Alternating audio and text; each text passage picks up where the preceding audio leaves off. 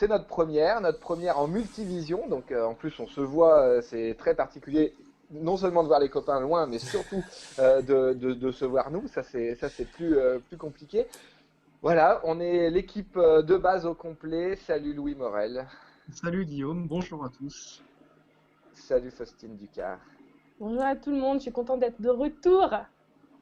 Et salut Franck Gomez qui gère la technique en plus aujourd'hui. Oui, oui, salut tout le monde. Donc, des Producteur. fois, ça bloquera un peu parce que c'est mon ordi qui assume tout. Mais c'est pas Eh ben, grave. Je voilà. m'en ferai racheter un autre. Très bien. Allez, on va commencer tout de suite. Alors, combien de temps va durer l'émission? Bah écoutez, là on redémarre. Donc, on est parti à peu près pour 2 heures. Ça sera peut-être un peu moins, un peu plus. C'est l'avantage maintenant d'être que sur les réseaux. Au moins, on a le temps. Après, vous avez l'habitude, pour ceux qui nous ont suivis depuis maintenant, il y a déjà 6 ans. Il y a 6 ans, on démarrait Si on parlait cinéma sur Radio Cactus. La technique nous a souvent compliqué la vie. Donc finalement, c'est dit, et le son et la technique, ça ne sera pas forcément plus dur qu'en studio à l'époque, surtout au début. En tout cas, on s'y jette. Et évidemment, on va commencer tout de suite. Je vais donner la parole à Faustine avec La Casa de Papel. C'est évidemment l'une des séries phares. On verra si la qualité est au rendez-vous ou non. Mais en tout cas, c'est la série que beaucoup attendaient. D'ailleurs, Netflix a fait une communication assez dingo là-dessus, puisqu'il postait des messages genre plus qu'un jour, mais sans rien dire d'autre, comme quoi tout le monde avait assimilé que la Casa revenait. Elle est sortie vendredi à 9h01 exactement du matin. Moi, j'en ai déjà vu 6 épisodes sur 8, donc je vais conclure ce soir, par choix, tout simplement parce que j'avais tellement peur, dans mon habitude, de vous spoiler la fin. D'ailleurs, Netflix a même rajouté là plein d'encarts, surtout ne dites pas la fin, etc. On vous la dira pas, évidemment. On va plutôt s'intéresser effectivement au phénomène Netflix, enfin au phénomène de Netflix qui est La Casa de Papel. D'ailleurs, Netflix a même sorti un documentaire, La Casa de Papel, qui s'est tout de suite rangé dans les 4 ou 5 meilleures audiences de la plateforme. Mais Deuxième même aujourd'hui. deuxième même aujourd'hui. Bon, bah alors voilà, tu nous en diras aussi un mot Ouais. là-dessus. On reviendra d'ailleurs sur ce top que Netflix a créé, parce qu'en fait, on n'a pas de contrôle là-dessus, donc finalement, ils peuvent nous donner leur top 10 qu'ils souhaitent. Mais en tout cas, Faustine, où on en est dans cette saison 4? Alors c'est particulier, parce qu'en fait c'est la deuxième partie de la saison 2, enfin voilà, c'est toujours un peu particulier là-dessus, mais voilà, où est-ce qu'on en est? Où est-ce qu'on retrouve tout ce monde? Finalement, la série événement de ce confinement, c'est une série où des gens sont enfermés, c'est quand même assez particulier. Dis-nous en plus, Faustine. Ouais, c'est ça. Bah, il y a pas mal de personnes sur les réseaux, entre autres, qui parlaient justement de la Casa de Papel, qui était un peu un reflet du confinement. Parce qu'au final, ils sont confinés, comme tu disais. Et donc là, c'est la partie 4 de la série, mais en fait, c'est la partie 2 du deuxième chapitre, en gros. Parce qu'ils ont fait la première partie et deuxième partie, vous étiez dans la fabrique de monnaie d'Espagne. Et après, ils ont fait une deuxième partie, là, qui était sortie cet été, je crois, où justement, ils revenaient tous. Ils faisaient un nouveau case dans la Banque d'Espagne. Et en fait, ça c'était dans le but de récupérer Rio qui avait été enlevé par les services secrets espagnols et interrogé, etc. Donc à la fin de la première partie de ce chapitre-là, ils l'ont récupéré. Et donc là, on va voir comment se déroule et se termine ou pas ce deuxième casse. Alors, effectivement, on terminait cette première partie, enfin, on les appelait des saisons, donc on terminait la saison 3, là où on avait laissé tout le monde avec un blindé en feu et le professeur à genoux en train d'hurler parce qu'il pensait, ou pas, ça on vous laissera voir, que sa femme vient de se faire tuer. Où est-ce que, enfin voilà, comment ça se passe voilà, explique-nous un petit peu, Faustine. Après, moi, je rentrerai aussi un petit peu plus dans l'analyse, mais voilà, où est-ce qu'on en est dans les personnages, comment ça se gère, ce début de saison en tout cas sur la Casa. Alors, on reprend vraiment au moment où on est parti. C'est-à-dire qu'il y a peut-être 10 secondes entre la fin de la saison 3 et le début de la saison 4 qui se sont écoulées. Donc, on est vraiment dans le feu de l'action. Et ils ont fait, Netflix, c'est bien, remettre un petit récap de 1 ou 2 minutes pour bien ancrer tout ce qui s'était passé étape par étape. Et donc là, en fait, c'est le professeur qui va redevenir dingue et dire, ils nous ont déclaré la guerre, on va les laminer parce qu'ils ont tué justement sa meuf. Enfin, il a entendu qu'ils avaient tué sa meuf parce qu'elle n'avait pas réussi à grimper dans l'arbre pour se cacher. Et donc là, tout le plan va changer. Nairobi aussi, elle s'est fait tirer dessus par la flic enceinte. D'ailleurs, elle est enceinte, mais on comprend pas trop pourquoi elle a un si gros bide. Enfin, on se demande si elle va pas Elle est coucher énorme. dans la saison ou si elle va pas être prise à l'intérieur. On comprend pas trop. Il y a pas mal aussi de flashbacks avec le professeur et Berlin. Donc on a appris dans la saison précédente en fait que c'était le frère du professeur. Il était mort, on se rappelle, à la fin, au moment de sortir du premier cast pour sauver les autres. Hein, il était atteint d'un cancer ou je ne sais plus quelle maladie exactement il avait. Il Donc savait qu'il allait mourir. Ouais. voilà, donc il s'est sacrifié pour les autres. Donc il y a un peu de contexte, mais c'est un peu fouillis, les flashbacks. On comprend pas trop. On voit Palerme, donc le nouvel arrivant qui est argentin, qui en fait, on comprend dans la saison précédente qu'il était amoureux de Berlin, mais qu'il lui avait jamais dit, etc. Enfin, c'est un peu, pour moi, c'était un peu fouillis. J'ai tout regardé, j'ai regardé un peu vendredi soir et hier dans la journée, mais franchement, je trouvais ça un peu long, quoi. Alors, effectivement, moi je pense que la Casa des Papel, c'est un phénomène pour le coup international parce que il y a un côté pop, sur la saison 1, c'était quelque chose d'assez nouveau qu'on découvrait. Et d'ailleurs, la saison 1, Netflix n'avait pas la main dessus. Hein. Netflix avait juste racheté ce programme à la télé espagnole. Maintenant, Netflix le produit. C'est peut-être d'ailleurs le souci, c'est que voilà, comment on fait? Ben, on est attaché à ces personnages. La saison 1 avait vraiment permis d'être très attaché à tous ces personnages. Mais on se retrouve exactement, je trouve, au point de la saison 3. C'est-à-dire qu'effectivement, cet été, quand on a retrouvé tout le monde, on était content de les retrouver, mais qu'est-ce que c'était long.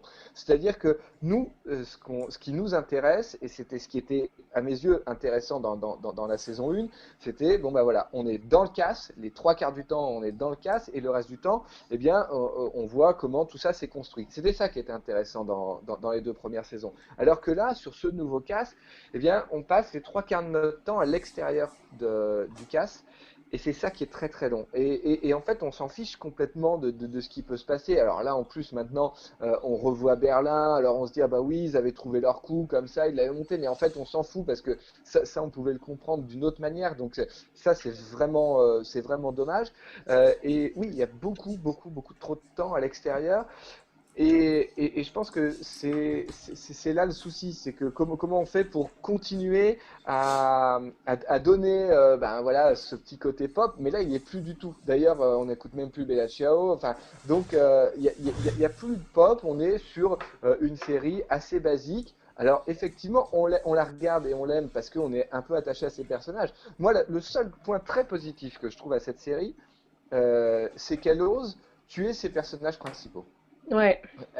Elle l'a déjà fait 3 ou 4 fois sur les premières saisons. Elle va encore le faire sur cette saison-là. Et moi, ça c'est quelque chose que je trouve intéressant. Mais du coup, parce qu'à l'époque, moi je me rappelle très bien hein, quand on enseignait le scénario, c'était surtout le personnage principal, faut pas le tuer. Donc ce qui faisait que bah, finalement, quand on regarde un film d'action ou quoi, on se dit bon bah de toute façon, il peut lui arriver n'importe quoi, on sait qu'il va pas mourir.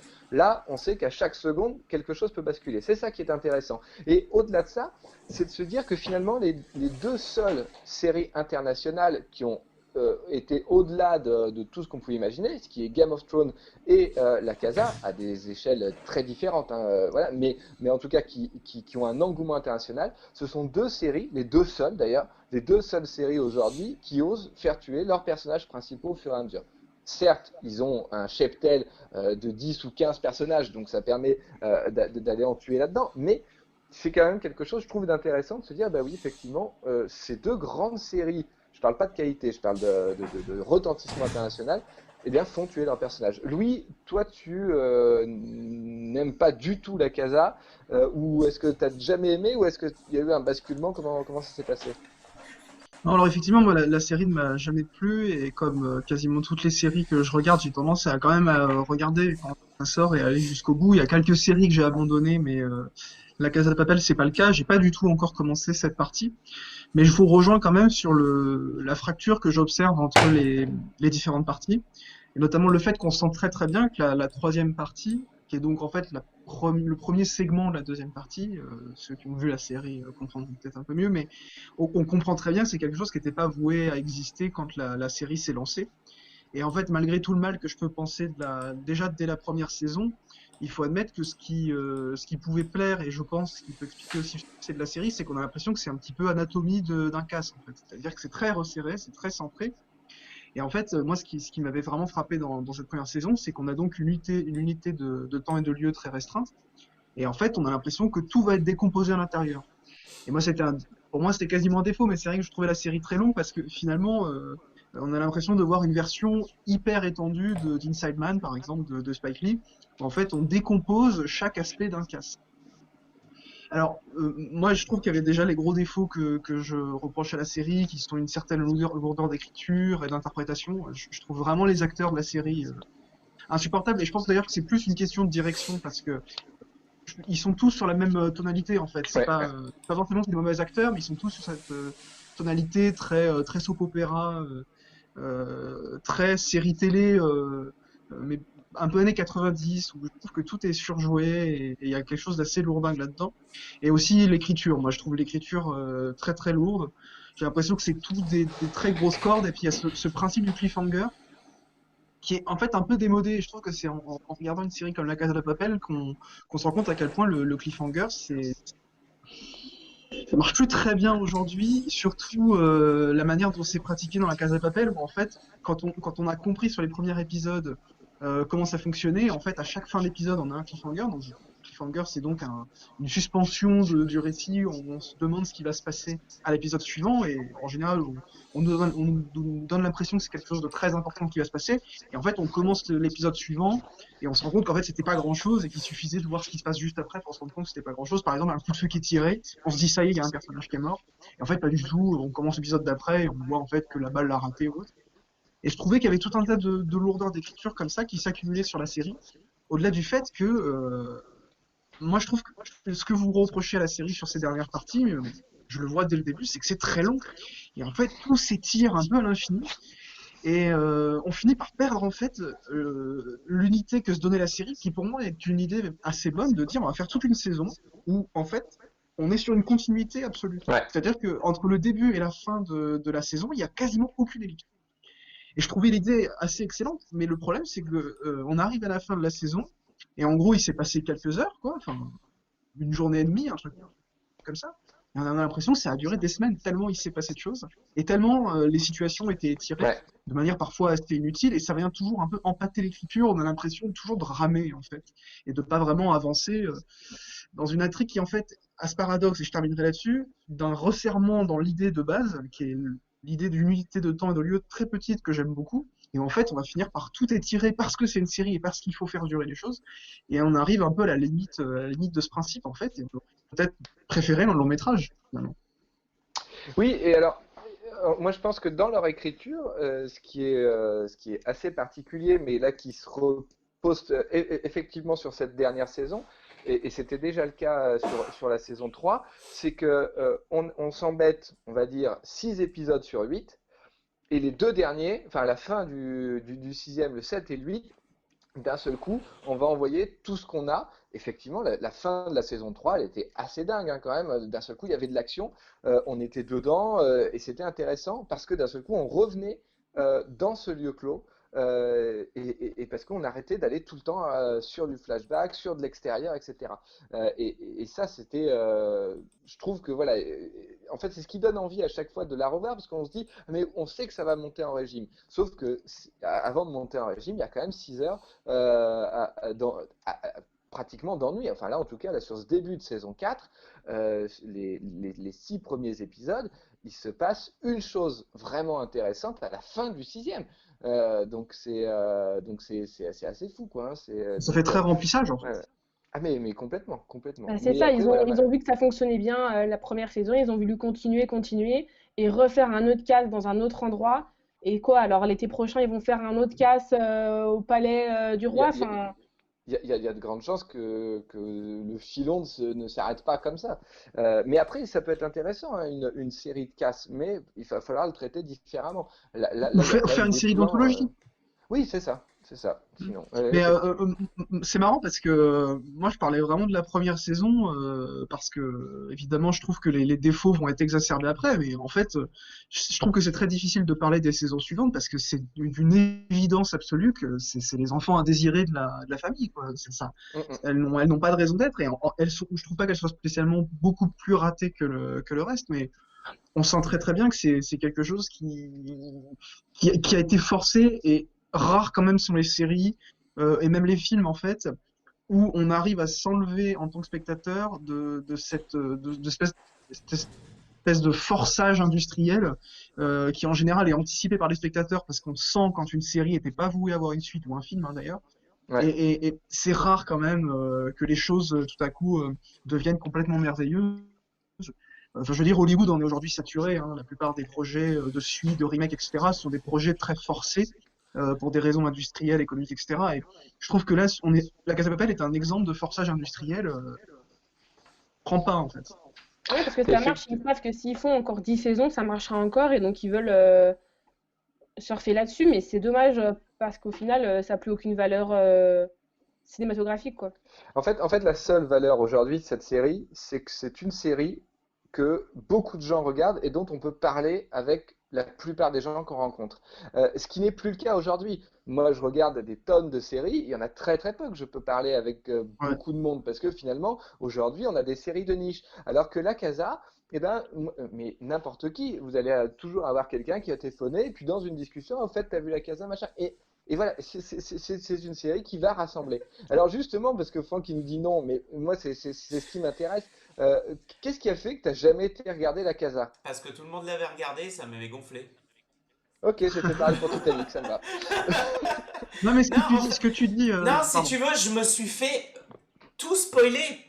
Je me suis, en fait, si vous voulez, je vois pas l'intérêt de la regarder parce que je vais pas la ressentir comme vous l'avez ressenti. Bien sûr. En fait, Et alors, c'est, J'ai pas ressenti grand-chose. Hein. non, par contre, j'en ai entendu parler. C'est vrai que la plupart de mes élèves l'ont vu. Tu vois, ils en ont essayé de parler. La plupart du temps, ils essayent de me demander surtout si ce qu'ils font à l'intérieur est possible au niveau du CAS. Prof de physique oblige, hein. Mais sinon, non, non, c'est vrai que gros avantage, ça nous permet de faire des escape games aussi, tu vois, avec des jeux de maths, des choses comme ouais. ça, qui sont liés avec la Casa des Papel. D'ailleurs, on avait prévu d'en faire un gigantesque, sauf que le Covid-19, voilà, mais à charge de revanche. Mais ouais, ouais, en fait, j'ai pas envie de la voir. Je me suis trop fait tout spoiler et du coup, parce que j'ai déjà fait ça avec le sixième sens, hein. On m'avait spoilé la fin, tout le monde s'est excusé, je l'ai regardé, j'ai fait bah ouais, mais j'ai pas eu du tout le même ressenti, donc c'est vrai que là j'ai pas envie, en quelque sorte. Oui, puis la Casa des Papel, il y a quand même aussi tout un imaginaire et une culture qui a été faite après autour au niveau des masques de Dali et C'est des C'est un peu ça. violent. Non, uniformes mais c'est un peu rouges. violent. Enfin, maintenant, n'importe où, n'importe qui, n'importe où dans le monde peut reconnaître ça, d'où ça Bien sûr. vient et C'est pour ça que Aucune, je identifier aucune ça aussi. rebondirais. manifestation sans ça, c'est. Ouais. Je rebondirais sur ce que disait Guillaume parce que j'ai l'impression qu'aujourd'hui c'est une des grandes forces de Netflix qui doit faire partie, à mon avis, aujourd'hui du calcul à la fois des séries qu'ils vont produire et acheter. C'est cette capacité de condenser des séries phénomènes. Et vraiment phénomènes au sens de phénomènes de société parce que vous regardez sur d'autres canaux de création de séries, en général, il y a une série qui va être phare et qui va avoir Mm. cette capacité que tu décris tout à l'heure, Guillaume, de canaliser une attention énorme et qui devient une série avec qui on peut parler avec pratiquement tout le monde. Sur HBO, il y avait Game of Thrones, sur AMC, il y a Walking Dead, mais c'est vraiment les séries phares et on voit très Ouais, bien il y en que a qu'une seule, ouais. HBO ne parvient pas à créer d'autres séries aussi canalisatrices que Game of Thrones. Je veux dire, oui, True Detective a un succès énorme, mais ça n'a rien à voir en termes d'impact. Ouais. Et Netflix, ils ont La Casa de Papel, ils ont Stranger Things, qui est quand même, enfin, je veux dire, c'est une des rares séries, autant Stranger Things que La Casa de Papel, qui crée un véritable phénomène lorsqu'elles sortent et qui sont attendues par autant de monde, etc. Et puis on voit qu'il y a d'autres séries qui peuvent commencer à grimper en succès, un peu plus de niche. Ils ont des séries d'animation comme BoJack Horseman qui vont avoir des fanbases absolument énormes, qui vont véritablement créer des mini-communautés autour des séries. Et eux, en fait, ils ont un peu la quantité parce qu'ils ont quand même pas mal de séries. Alors, ils ont ces deux grosses séries sous leur nom, mais ils ont pas mal de séries qui sont parmi celles qui ont aujourd'hui des communautés extrêmement présentes et qui, en fait, vont avoir quasiment un impact sur les séries. Je pense à Sense8, la série Ouais. des Wachowski, où il y a eu carrément des pétitions parce que la série avait pas été filmée correctement. Et en fait, typiquement, je crois que c'est une série qui a été rachetée par Netflix. Je sais plus si c'est une production Netflix ou pas, mais en tout cas, c'est une Il me série semble que Netflix. c'est une production Netflix, hein. Voilà, mais en tout cas, c'est estampillé Netflix. Et là, pour le coup, on a vu à quel point ça avait canalisé la passion de milliers, voire de millions de gens. Parce que quand Et, et, la série a été annulée, ça a été un tollé énorme. Et on a vu qu'il y avait une vraie communauté derrière. et puis de toute façon, on y reviendra en fin d'émission parce que Netflix a aussi réussi à recréer la série adolescente, mais pas que pour les ados, parce que les adultes peuvent aussi la regarder et y prendre du plaisir. Je pense à Elite, je pense à Sex Education, entre autres. On en parlera tout ça en fin d'émission. Effectivement, on va beaucoup parler de séries Netflix, de quelques séries Canal aussi. La semaine prochaine, on parlera évidemment du Bureau des légendes qui sort ce lundi. Mais il n'y a pas que Netflix, même si on va effectivement beaucoup en parler aujourd'hui. Il y a d'autres plateformes, il y a même beaucoup de choix. Louis, tu voulais nous faire un petit peu une petite revue de toutes ces plateformes, parce qu'il y a beaucoup de choix en ce moment, et en plus, alors là, avec des tarifs assez abordables, spécial confinement, hein. Oui, complètement. C'est vrai qu'on parle beaucoup de Netflix parce que ça canalise beaucoup d'attention, mais ça peut aussi parfois être un peu presque effrayant, cette hégémonie culturelle. Et d'ailleurs, on redoute, d'une certaine manière, on redoute